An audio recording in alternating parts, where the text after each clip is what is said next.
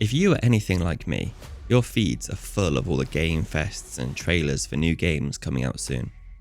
In this video, I would like to show you some of the ones I am most excited for.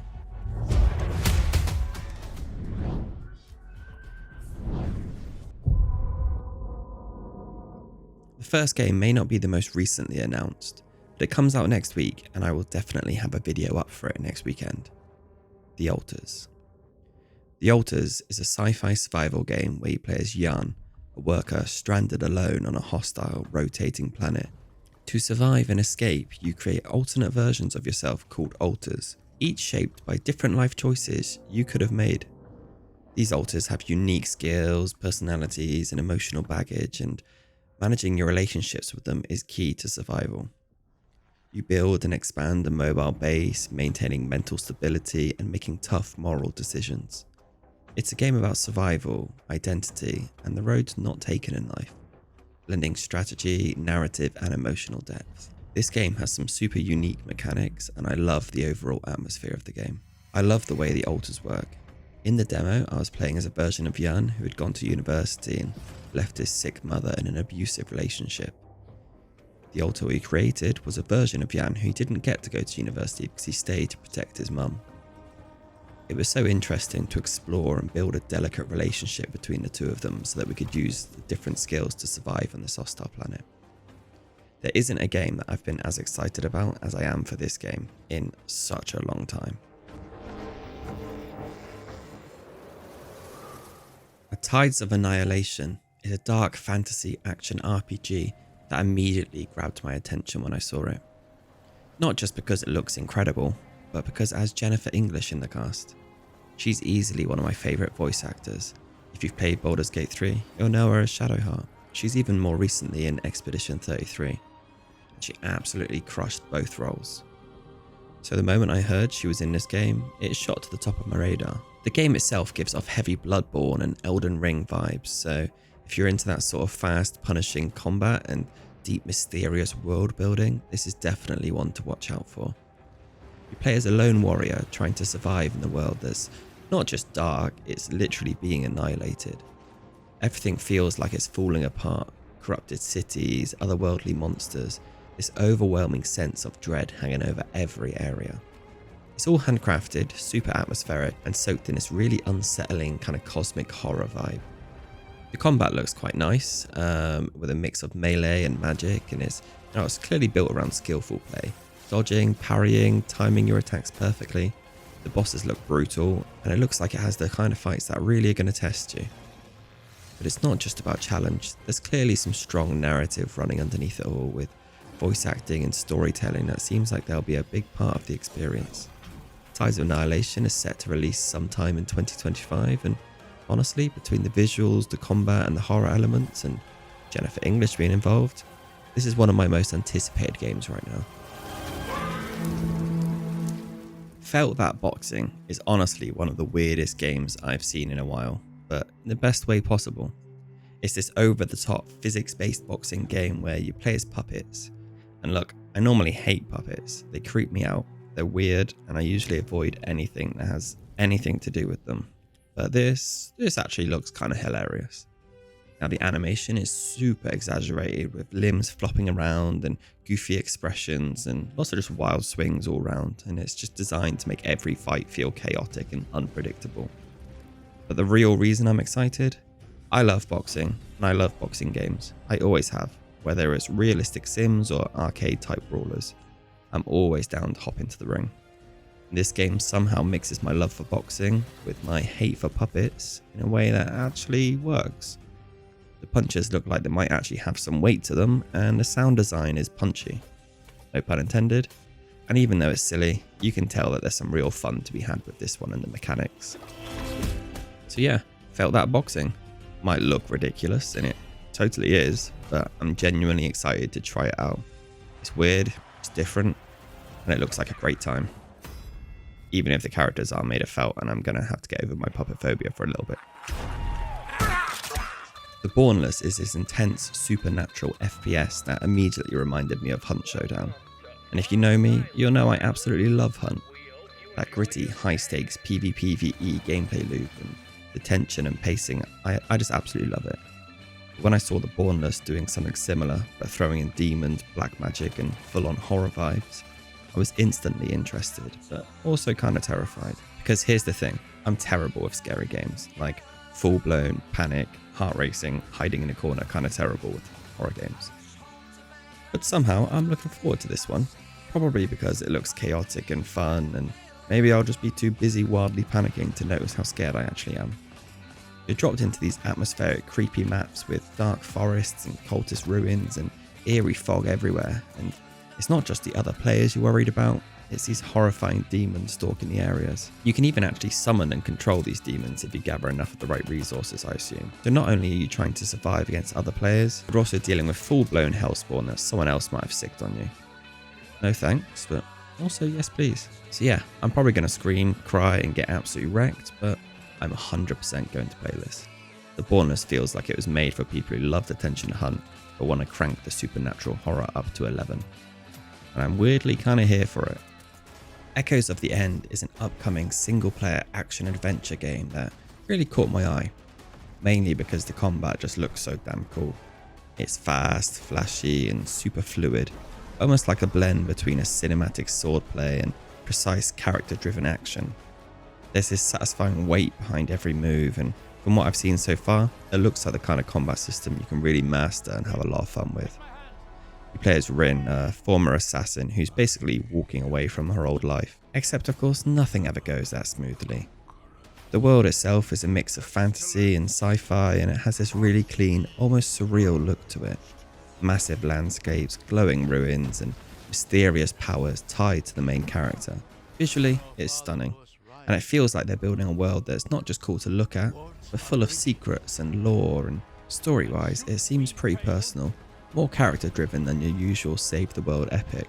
You're unraveling Rin's past and figuring out what her future even looks like now that she stepped away from it all. Echoes of the End is definitely on my radar. Between the visuals, the world, and that slick-looking combat, I'm really excited to see more, and I've got a feeling this one might be a bit of a sleeper hit. Now, I don't typically spend too much time talking about game trailers and things like this, but if you love this kind of content, you should definitely check out the Drop In, Drop Out podcast. They have a rotating cast of 6 to 7 hosts that talk about all things gaming, including upcoming games and gaming news. They recently have gone through and watched all of the showcases and have a varied gaming background across the casts, so often able to give background to sequels of games that I haven't played myself.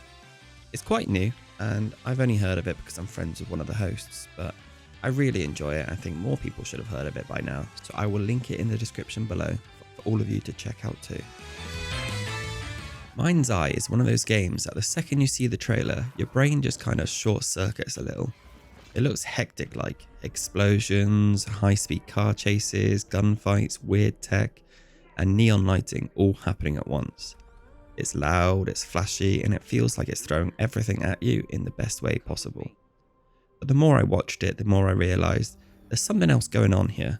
It's not just chaos for chaos's sake, but there's this really weird undercurrent of mystery. I know it's just a game trailer, but I just get a feeling there's something that we don't know to the story of this game. I don't know what it is, but I look forward to finding out. It's being developed by the same team behind Everywhere, and this one feels a lot more focused, like a cinematic, narrative-driven experience with some seriously high production value. Visually, it looks super polished, kind of like a high-octane action movie, but with this underlying what the hell is going on here kind of energy that I kind of love. I'm genuinely excited to find out what MindsEye really is. Is it a straight-up shooter? Is it a sci-fi psychological drama? Or is it both? I honestly don't know yet, but I'm totally okay with that. Sometimes it's the game that makes you ask what the fuck is really going on that end up being the ones that I'm most excited to dig into. So yeah, MindsEye is chaotic, mysterious, and another one that's absolutely on my radar.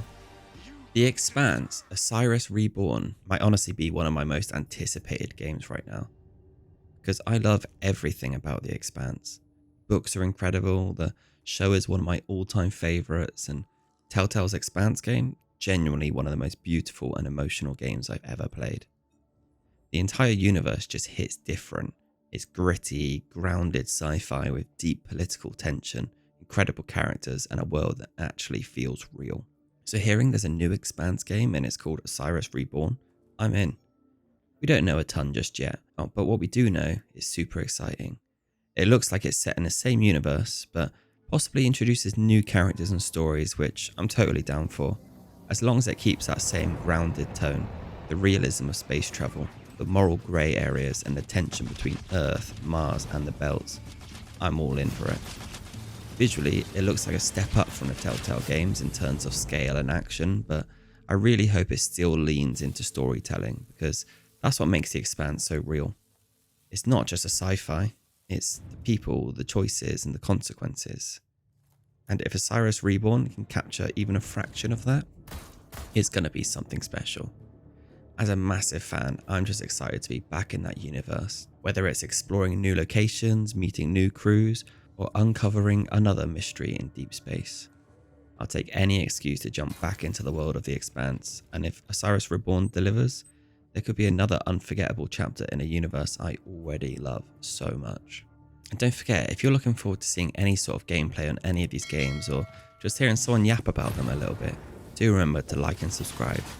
Game of Thrones War for Westeros is one of those games that feels like it was made specifically for me. I have always loved Game of Thrones, the world, the politics, the betrayals, and the massive battles. Say what you will about the final season, I was so hooked on it for so many years. And honestly, I always thought the most badass ending would have been if the White Walkers won. Like, imagine that final shot being the Night King just sitting on the Iron Throne. Everything's silent, no music, just cold, inevitable doom and a bit of wind whistling in the background. It would have been perfect. So now, getting to play an RTS set in Westeros where I can actually potentially live out that alternate ending and command armies as the Night King or any of the other major factions, that's kind of a dream scenario for me. Now, we don't know too much about the game, but it does look like you've got all the iconic locations, so I'd imagine Winterfell, King's Landing, the Wall, all of the major houses like Stark, Lannister, Targaryen, all of that. And of course, the White Walkers. I would hope the scale to be quite huge with some epic battles that just feels true to the show, and I'm already imagining the chaos of trying to hold the north while the undead marches south, or maybe we'll be the ones marching south. As a huge RTS fan, I'm really excited, hoping that this will be some kind of large-scale tactical fantasy warfare. There's something so satisfying about building your forces up, managing the resources, and sending troops into battle. Now hopefully with dragons or giants, or maybe just 1,000 screaming soldiers behind them. Doing it all in the Game of Thrones universe, that's just icing on the cake really, isn't it? So yeah, War for Westeros might finally let me create the ending I've always wanted. And as someone who loves this world and loves strategy games, can't wait to dive in and rewrite history with the Night King on the throne where he belongs. StarRupture is one of those games I didn't expect to care about at first, but now I'm honestly kind of hyped for it. See, all my friends have always been obsessed with games like Factorio, that whole factory building, automation and resource management type thing. But for me, I never really saw the appeal, so when they all get on a Factorio hype kind of bandwagon type thing, I'm a little bit left out for a couple of weeks. I did give it a shot, but it just didn't click. I never felt the point to the game. It was just building a factory for no means and no end. But StarRupture, this actually looks way more up my speed. It's still that kind of core idea, like mining resources, setting up production lines and automating systems, but it's all wrapped up in this kind of gritty sci-fi world with way more atmosphere. There's a real sense of danger to it too, which is what I find interesting. Like, you're not just building a factory for factory's sake, you're surviving on an alien planet with aliens trying to stop you from surviving on their planet. The environment looks harsh, the designs are sleek and industrial, and it actually feels like you're in the middle of something massive and hostile that alone already makes it much more appealing to me than the super minimalist style of Factorio. On top of that, there is combat. You're not just managing systems, you're defending them. That adds a whole new layer of tension, especially when you're building up this massive base and suddenly the planet decides it just doesn't like you anymore. I love when strategy games throw curveballs in like that. So yeah, I'm actually excited about StarRupture. Not just because it looks great, but because it might finally be the game that lets me hop in and enjoy that genre with my friends. They've been obsessed with this type of gameplay forever, and Now I might finally get to be part of that experience, just in a world that feels much more alive and, key point, dangerous. Now, Light No Fire honestly looks like pure magic. The first time I saw it, I was immediately drawn in by the art style. And the whole fantasy aesthetic, it's just got this dreamy, almost storybook feel to it. It reminds me of something like Wind in the Willows, but dropped into a massive open world, where instead of cozy rivers and molehills, you've got entire floating islands, giant forests, strange creatures, and actual adventures waiting around every corner. I love the look of this game. It's whimsical, but still has this mysterious, slightly melancholic edge. Like you're exploring something ancient and beautiful and alive, and the character designs, that's what sold me, to be honest. I saw this little rabbit person flying around on the bird, and I was like, yes, that's me. That is exactly how I want to play this game. I want to be a little rabbit explorer with a cloak and a satchel, soaring through the skies on my feathery bird mount and just vibing, to be honest. It's got that cozy but grand energy, and you can explore alone or with friends. And it's not just about combat or grinding, it's also just about being in the world, climbing the mountains, finding weird ruins, crafting gear, and just soaking in the vibes. It feels like the kind of game where you could spend hours doing absolutely nothing productive but still having the best time with your friends. I don't know exactly how everything works just yet. There's a lot that's still kind of under wraps, but that mystery honestly makes it even better. All I know is if Light No Fire lets me live out my fantasy of being a little rabbit guy riding around on a bird, then yeah, I'm in. Day one. Jump Ship looks like exactly that kind of chaos I've been waiting for. I never really got into Sea of Thieves, not because I didn't like the idea, but I just couldn't really get into it and enjoy it. But now I'll take that same co-op ship-based experience and throw it into space. Yeah, now we're talking. This game is all about flying around with your crew, managing systems, repairing damage, jumping into new planets, and trying not to get obliterated by aliens or space pirates. It's that perfect setup of pure multiplayer mayhem. One of those games where things will definitely go wrong. You'll be screaming at your friends whilst trying to put out the fires, reroute power, and somehow survive long enough to get out of there in one piece. And that's honestly what excites me most. I want the panic, and I want the shouting, and I want the moment where one of us forgets to close the airlock and suddenly half the crew is floating in space.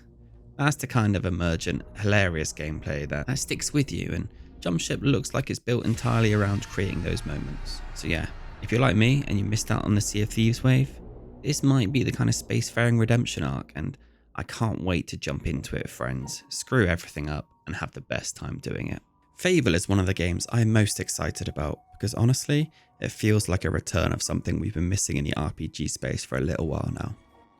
A truly open, choice-driven world that doesn't take itself too seriously. There are a lot of great RPGs out there, but so many of them lean into this super gritty, dark, the world is ending kind of tone, and I do love those, but Fable's different. It's this whimsical, weird, kind of cheeky take on fantasy where you can be a noble hero, or complete villain, or just a total gremlin messing with the villagers and kicking chickens for no reason. And the world, it responds to how you act. The kind of freedom and humour is something I've really missed in the past few years. Now, what's exciting about this new Fable is that it still has the same heart. It's still funny, still irreverent, but now with modern visuals and systems backing it up, and it looks like the choices really still do matter. The world changes based on what you do, how you treat people, how you fight, what you wear. All that classic Fable DNA still seems to be in there, just dialed up to 11. And as someone who lives for choice-based RPGs, I'm so ready for this. I want to go full bad guy on my first run, and then, again, just be a total menace on my next. I want the world to hate me because I've stole from every single shop in town. Or maybe they love me because I saved everyone. Unlikely, but either way, it'll give dramatic, heroic speeches, and that's the kind of game where reactions feel fun, not just serious or moral. There's actually personality behind the decisions. So yeah, Fable feels like a perfect storm. Rich fantasy setting, tons of choices, and that classic British humour which makes it all feel a little bit unique. I've been waiting for something like this for a long time, and if they pull this off, this could easily become one of my all-time favourite RPGs. State of Decay 3 has been a long time coming, and as someone who loved the first game, I'm honestly just praying they get this one right. I still remember my first time playing the original State of Decay, building up my little community, scavenging supplies, and just trying to survive day by day. And then suddenly, out of nowhere, one of my favourite characters literally got ripped in half and died. Permanently. And that heartbreak, that moment of realising they weren't coming back and I had to go and loot their stuff, it stuck with me. It's what made that game so special. It wasn't just about killing zombies, it was about keeping people alive and building something and knowing you could lose it all in an instant. Every decision mattered. And that tension, that connection to your survivors made it feel so much more real than most other zombie games at the very least. Now with State of Decay 3, I'm just begging for them to take that core magic and finally nail the stuff that's always held the series back, especially the co-op. Like, let us actually survive together, not just that tethered nonsense or weird restrictions. I want to explore a massive new map with my friends, side by side, looting, building, clearing infestations and saving people, or screwing it all up and then building a base that feels like ours. I really hope the new map gives us better location choices. I want meaningful spots, old shopping centres, hilltop forts, creepy cabins in the wood, not just boring little houses with a parking space. Give me variety, give me strategy, and let me choose how I want to survive. So yeah, got my fingers crossed for this one. If they can keep the heart of the original with proper co-op working, smarter systems, and a world that truly is worth surviving in, then State of Decay 3 could finally be the game we have all been waiting for. The Long Dark 2 has me seriously excited.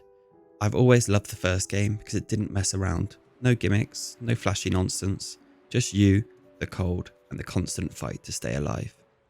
That atmosphere and that tension, the quiet loneliness of being out there with nothing but your wits and a dwindling supply of matches, I lived for that. The sequel looks like it's taking that same raw survival core and expanding it. New character, new region, but more story, and hopefully still that brutal, no hand-holding gameplay. I want to starve in the snowstorm, I want to get attacked by a wolf and barely limp back to my cabin. That's what a real survival game feels like. And if they can build it, and if they can build on what made the first game so immersive and unforgiving, The Long Dark 2 might end up being one of the most legit survival experiences out there, and I can't wait. Zeverland looks like the kind of co-op zombie survival game I didn't know I needed. Most games in this genre are super dark, gritty and heavy. But this one, it's got this light-hearted, almost goofy vibe that feels like it's meant to be fun above all else. And honestly, that's refreshing. I love survival games, especially co-op ones where you and your friends are constantly scrambling to stay alive, looting everything in sight and building something out of nothing.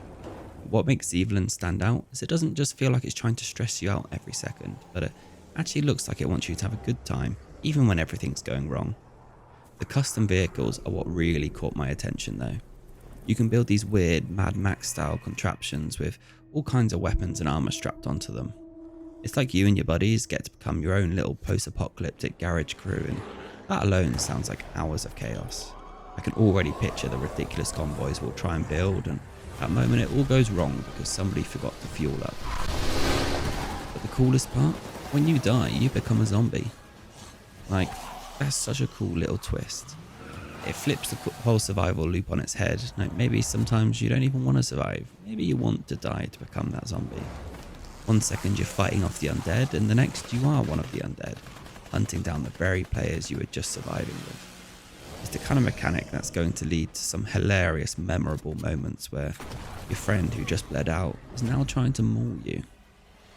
It's still got crafting, survival, teamwork, but it doesn't take itself too seriously, and that's what makes me excited. Zeverland looks like one of the games where the story and chaos just happen naturally, and I can't wait to get into it with a full squad and see what kind of absurd trouble we can stir up. Last but definitely not least, Solasta 2. I'm so excited for this one. I actually played the demo fairly recently and made a full video on it, and it totally sold me. The combat felt sharp and the new characters are really interesting, but it just gave off that perfect tactical D&D vibe that I've just been craving since BG3. I haven't played the first Solasta yet, but that's about to change. I'll be jumping to Solasta 1 soon on the channel, and I can't wait to see how it all started. If the full game delivers even half of what the demo teased, Solasta 2 is going to be something special. It's got party-based, turn-based combat, full-on dice rolls, verticality, and that classic tabletop feel, but without trying to be too flashy. Just clean, strategic, and fun. Definitely keeping a close eye on this one. But yeah, that's everything for today. If there's any games you think I've missed, or if you have any thoughts on the games I didn't miss, let me know down in the comments. And yeah, remember to like, subscribe, and thank you very much. I'll see you next week for some Altars gameplay.